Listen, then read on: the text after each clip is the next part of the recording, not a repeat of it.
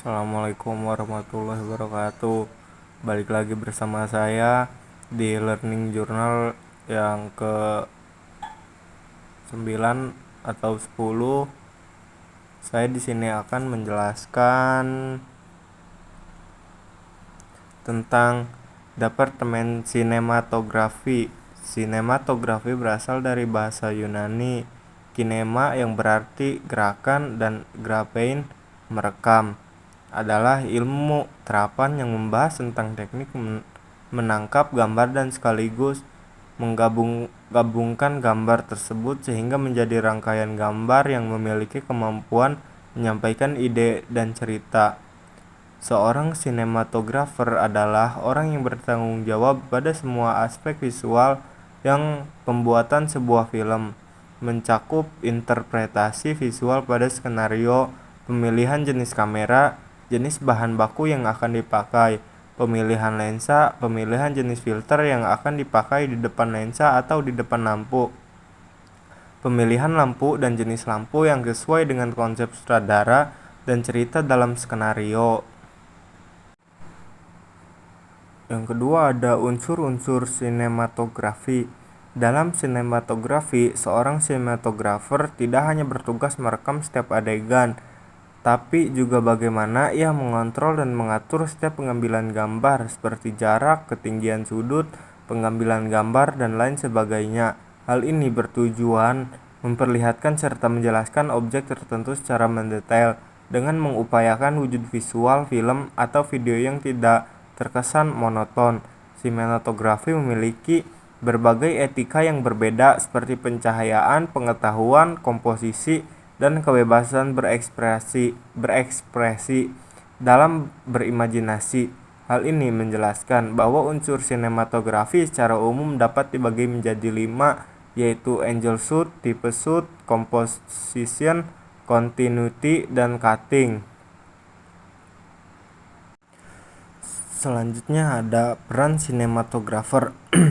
Pada tahap praproduksi yang harus dilakukan oleh sinematografer adalah membaca skrip terlebih dahulu dan berdiskusi dengan sutradara untuk menentukan look dari film. Saat produksi, sinematografer akan memastikan semua rancangan tata cahaya dan juga kamera yang sudah disetujui saat praproduksi dapat dieksekusi dengan lancar. Pada tahap pasca produksi, sinematografer berperan sebagai supervisi. Sinematografer akan mensupervisi pekerja lab atau koloris dalam proses pewarnaan dailies. Selanjutnya ada Departemen Artistik. Penata artistik berarti penyusunan segala sesuatu yang melatar belakangi cerita film, yakni berhubungan dengan pemikiran tentang setting atau tempat dan waktu berlangsungnya cerita dalam film. Departemen Tata Artistik merupakan salah satu divisi penting dalam dunia perfilman karena tim inilah yang menciptakan kesan tersendiri pada sebuah film. Keberhasilan saat pembuatan film yaitu salah satunya bantuan dari peran divisi Tata Artistik.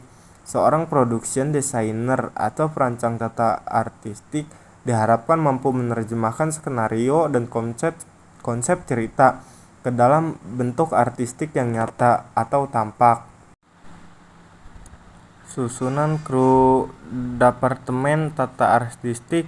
Yang pertama ada wardrobe, yang kedua ada properti atau set dresser, yang ketiga tata rias atau make up, yang keempat desainer produksi atau production designer, ada art direction, asisten art director, ada desainer set, ada graphic designer, ada set decorator, ada buyer atau runner, ada props master dan props builder.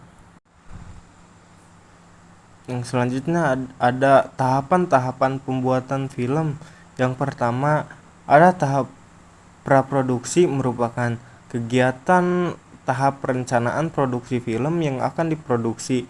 Tahap praproduksi adalah tahap awal pencarian data, di mana data tersebut akan digunakan sebagai pedoman untuk melakukan tahap produksi. Yang kedua ada tahap produksi.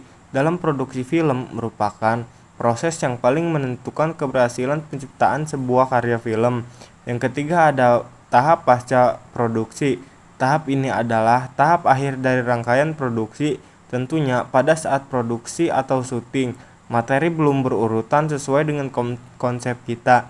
Maka dalam tahap ini diperlukan melakukan pemotongan yang tidak perlu atau salah, menyisipkan atau insert, penggabungan, memberikan koreksi baik warna ataupun suara, memberi efek jika perlu, sehingga hasil yang kita dapat lebih maksimal.